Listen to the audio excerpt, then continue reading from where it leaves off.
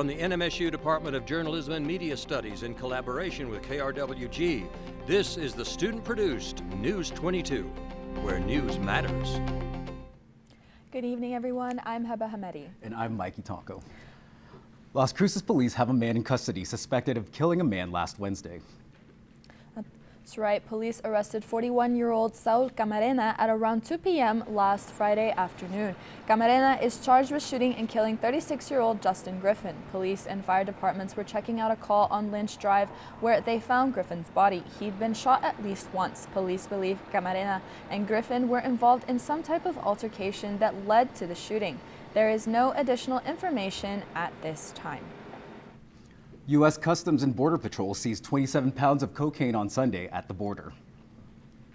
Officers selected the vehicle for a secondary exam and located multiple bundles of cocaine concealed in the floorboard area.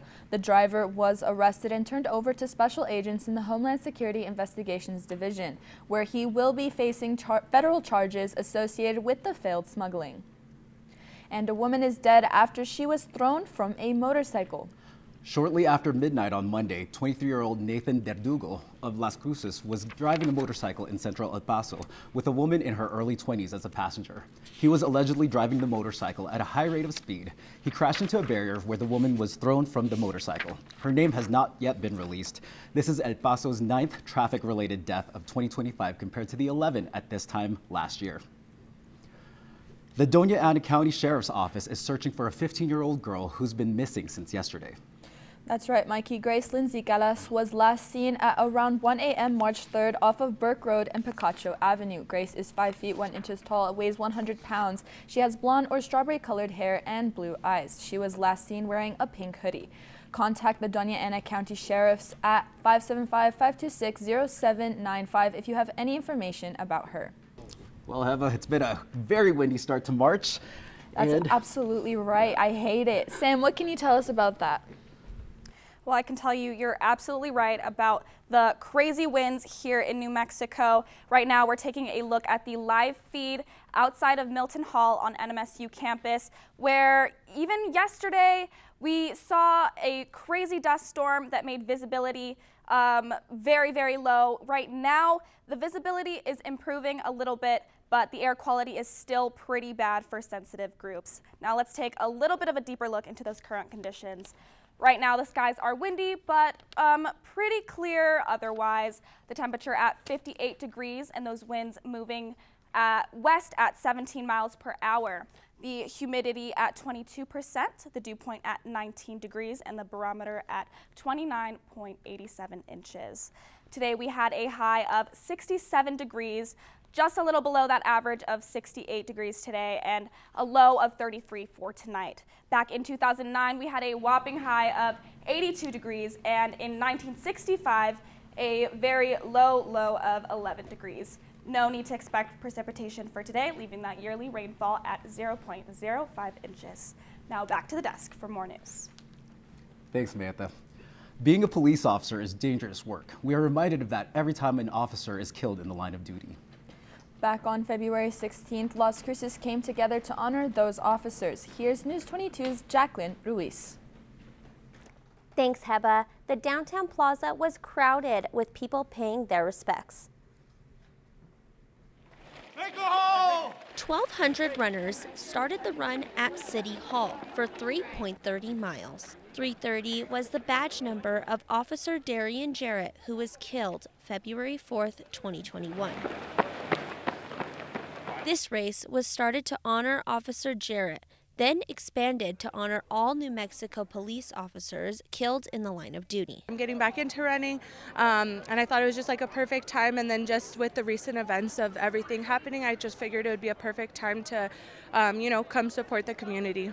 They honored 5 fallen officers this Sunday morning. Jose Ismael Chavez, Hatch Police, August 12, 2016. Darian Jarrett, New Mexico State Police, February 4th, 2021. Anthony Ferguson, Alamogordo Police, July 16th, 2023. Justin Hare, New Mexico State Police, March 15th, 2024.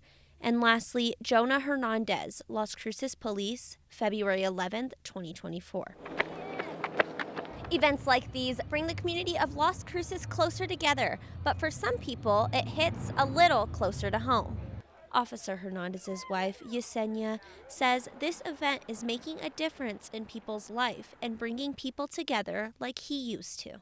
His heart of gold showed in everyone that knew him. It made a difference in everyone's life. He made everyone happy, and I love that about him. Like, that's the best thing about him.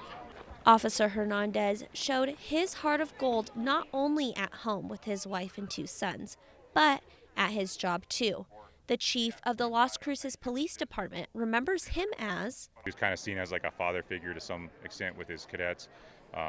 And, you know, he just wanted to do this job. It was his dream, and he was finally there. So he tried hard in everything he did to get to the end. I know that it's a very big loss and it was very tragic, but the fact that the community is still standing together and it's still trying to make a difference in his name, like to honor him and to honor all the officers that are here and coming together, it makes a big difference. With this memorial run, it brought a community together to remember those like Officer Hernandez. Organizers say this will become an annual event, and they hope they'll always have a big crowd. Back to the desk. Thanks, Jackie. Former Las Cruces Mayor Ken Miyagashima is thinking about running for governor of New Mexico. Last Thursday, he announced he formed a committee working on a potential run and will make a firm decision in May. His platform includes housing, education reform, healthcare, economic opportunities, crime reduction, and sustainable development.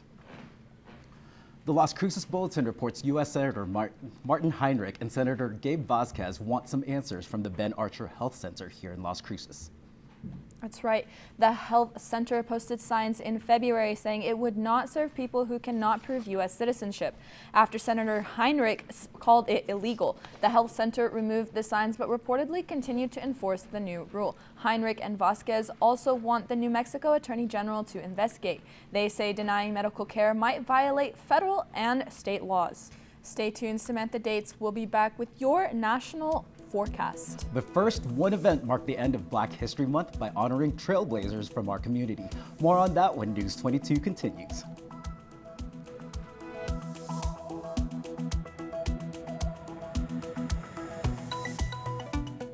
Welcome back. You're watching News 22 Tuesday, where news matters. In a city filled with coffee options, big chains may have the advantage in size, but some local cafes can carve out their own place in the coffee scene. That's right. News 22 Karen Sanchez takes us to Blues Coffee, where a welcoming atmosphere makes all the difference. It's Friday morning and the house band is playing. This live music, it's just one thing that keeps people coming back for more. Going to like the big chains, everything's kind of the same thing over and over again.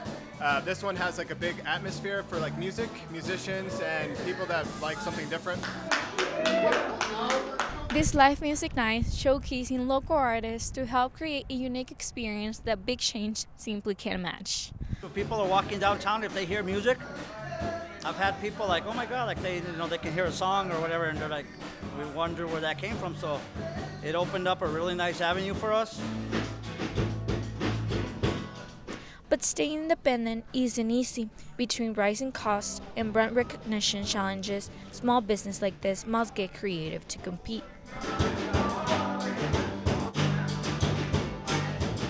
So in addition to live music, he makes his own special handcrafted drinks.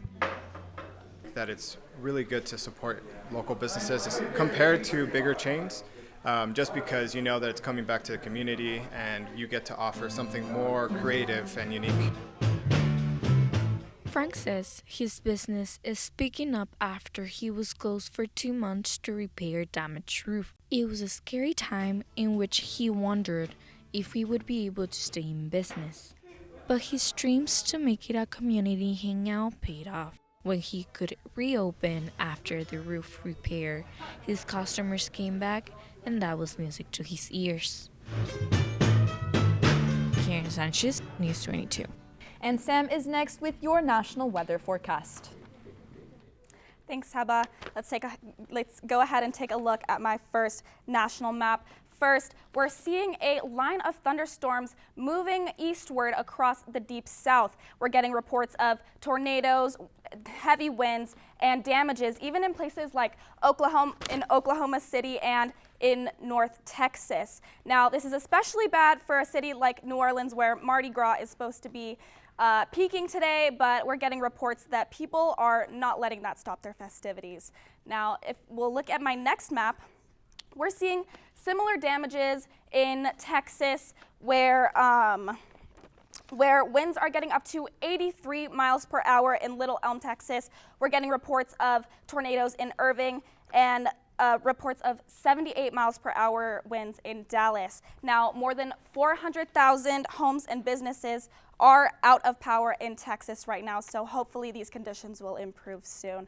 That's all for your national forecast. Now back to we'll be back after the break.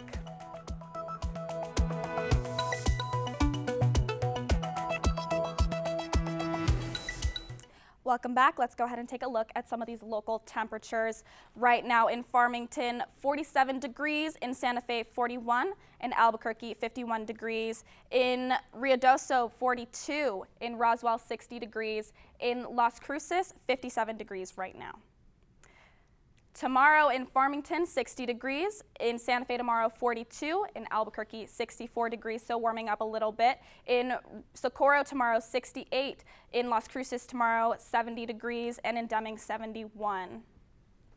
Now, tonight in Alamogordo, things are going to be 35 degrees and clear. Tomorrow, a sunny day at 68. In Truth or Consequences tonight, a clear night, 32 is the low. Tomorrow, a 70 for the high. In Silver City tonight, 30 for the low, tomorrow 64, and a sunny day is the high. In Las Cruces tonight, a low of 33, clear skies, tomorrow a high of 70, and that's all for your local temperatures. Now back to the desk. Thanks, Sam. Black History Month is over, and the final event celebrated the trailblazers in the African American community. It was a collaboration with NMSU Athletics and Doña Ana County's NAACP. On February 27th, Black Programs hosted Celebrating Firsts, honoring NMSU alums Delano Lewis, Julia Brown, and Fred Young for their trailblazing contributions to their community. The mayor and others celebrated individuals who left NMSU and left a mark on the world. Very open to new experiences, be open to hearing people's experiences, and be open to understanding what people go through and how that shapes who they are. The event will be returning next year to honor more NMSU alums. And Heba, it was a huge night for NMSU seniors in basketball, and you were there. I absolutely was. Ben, what can you tell us about that? Well, it certainly was. Coming up in sports, it was senior night for the NMSU men's basketball team. You can toss that remote because the News 22 Sports is next.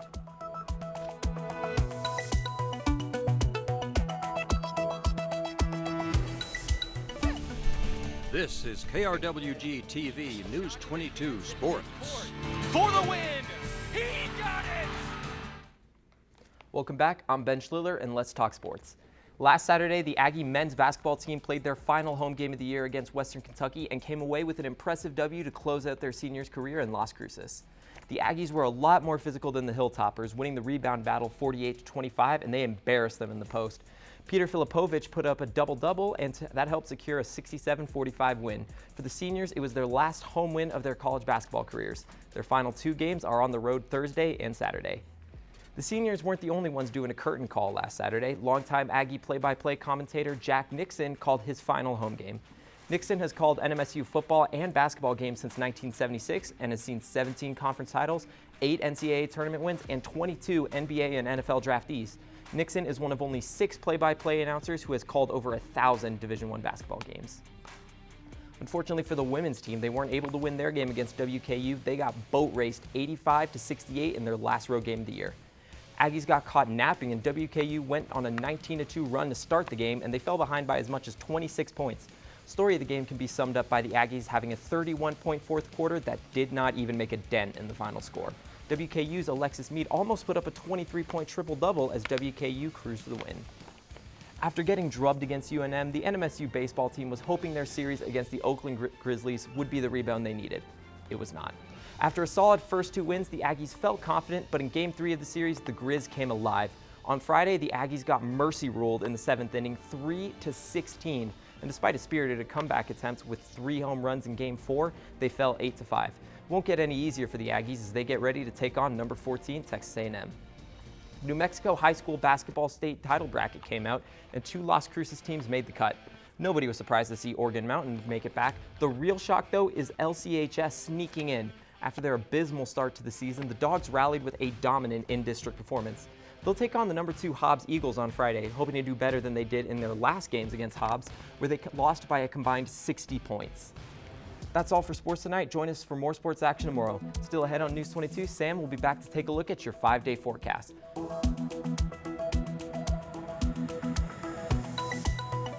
Welcome back to News 22 Tuesday. Let's take a look at our top stories. 5 officers who were killed in the line of duty were honored with a police memorial run. Look out for another run next year as this becomes an annual event.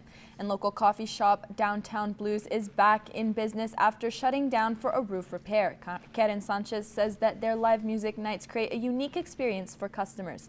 And finally, Black History Month came to a close this February, but one final event celebrated the trailblazers in this community. What a heartwarming story. But now let's look at our 5-day forecast.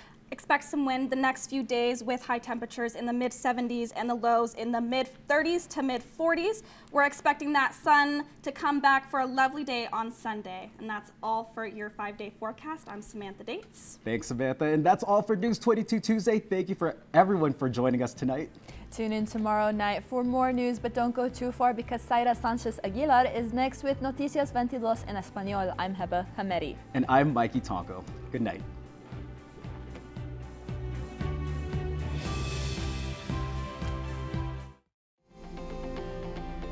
This news brief en español is brought to you by Noticias 22, la información más completa de Nuevo México, El Paso y la frontera. Noticias 22. Buenas tardes, es un gusto saludarlos. Mi nombre es Zaira Sánchez Aguilar y estas son las breves de hoy con Noticias 22. La policía de Las Cruces tiene un hombre bajo custodia, sospechoso de matar a un hombre el pasado miércoles. La policía detuvo a Saúl Camarena, de 41 años, la tarde del pasado viernes. Camarena está acusado de disparar y matar a Justin Griffin, de 36 años. La policía y los bomberos estaban revisando una llamada en Lynch Drive donde encontraron el cuerpo de Griffin. Le habían disparado al menos una vez. La policía cree que Camarena y Griffin estaban involucrados en algún tipo de altercado que condujo al tiroteo. No hay información adicional en este momento. La aduana y la patrulla fronteriza de Estados Unidos incautaron 27 libras de cocaína el domingo en la frontera. Los agentes incautaron 10 fardos de cocaína en un Nissan Rogue 2018 de un conductor varón procedente de México. Los oficiales mandaron al vehículo a una revisión secundaria y fue ahí donde localizaron múltiples paquetes ocultos en el área del tablero del piso y extrajeron 10 paquetes de cocaína, lo cual es una gran cantidad. Detuvieron al conductor y lo entregaron a los agentes especiales de investigaciones de la Guardia Nacional para que se enfrentara a los cargos federales relacionados con el intento fallido de contrabando. Eso ha sido todo por mi parte. Muchas gracias por acompañarnos. No olviden seguirnos en nuestras redes sociales. Bonita noche.